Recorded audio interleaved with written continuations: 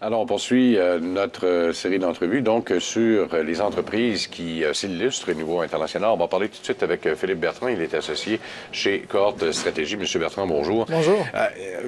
Nos entrepreneurs sont passés, il y a quelques minutes, réussissent leur percée à l'international. Qu'est-ce qu'il faut en penser de tout ça? Est-ce que c'est difficile pour une entreprise du Québec d'aller comme ça au niveau international? Non, pas du tout. Je pense qu'on a plusieurs beaux succès au Québec, puis qui passent principalement par le web. Moi, je pense que les entreprises ont à se faire connaître. Le web est une belle plateforme pour se faire connaître outre-frontières de façon abordable et très rapide. Je pense entre autres à David Parent là, qui nous a dit que lui, le web, c'était une condition sine qua non pour faire des affaires. Il est sur Twitter, il est sur Facebook, il est partout. Et c'est comme ça qu'il a réussi à percer au niveau international. Ah, c'est sûr, mais encore une fois, c'est tellement simple. Prenons des entreprises comme, disons, Drainvac International qui fait des balayeuses centrales. Son développement international passe par le web.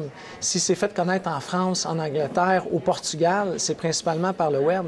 Alors, c'est rendu excessivement important pour les entreprises du Québec d'avoir une présence importante sur le web et multilingue. On ne parle plus juste d'être en anglais et en français maintenant. Non, effectivement, parce que si on veut se faire connaître, il faut être capable de s'adapter au marché. Effectivement. Hein? Donc, il faut vraiment être dans la langue du marché qu'on veut percer.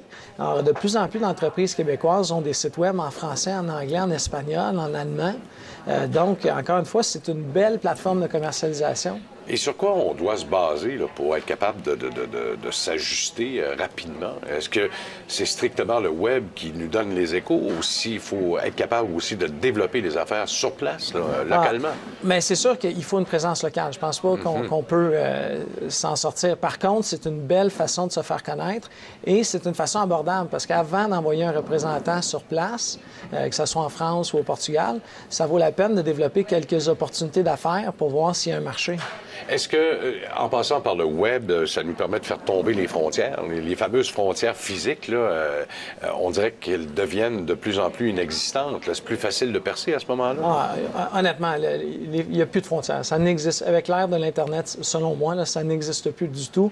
N'importe quel marché est atteignable aujourd'hui pour une PME québécoise. Il faut juste bien jouer la carte du multilingue et bien que le référencement du site soit bien fait. Est-ce qu'il y a des risques quand même de s'ouvrir comme ça sur le web?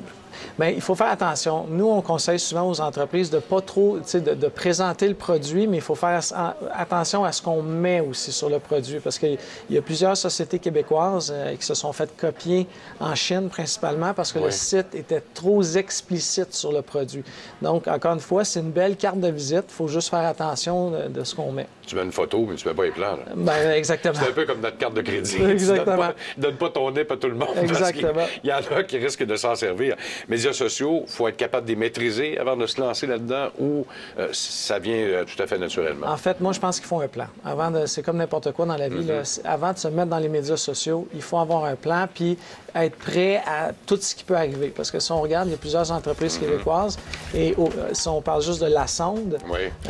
On a vu que c'est pas toujours des histoires heureuses. Bien, M. Bertrand, merci beaucoup encore une fois. Merci à vous d'avoir été là et à la prochaine, tout le monde.